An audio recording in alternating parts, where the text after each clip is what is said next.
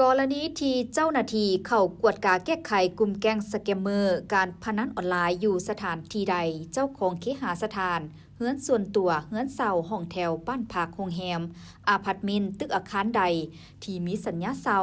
หรือมีส่วนร่วมที่เกี่ยวข้องกับอาชญากรรมดังกล่าว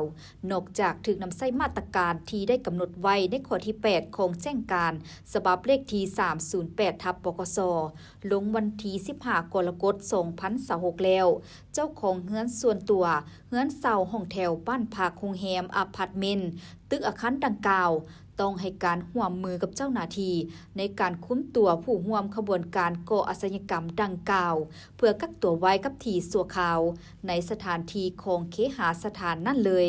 และถ้าแมนเจ้าของเคหสถานที่มีส่วนร่วมโดยกงจะต้องรับผิดชอบกินอยู่พร้อมจนกว่าจะสำเร็จขั้นตอนของเวียกงานสืบสวนสอบสวนเจ้าหน้าที่ตำรวจและแก้ไขตามกฎหมายและระเบียบการฉะนั้น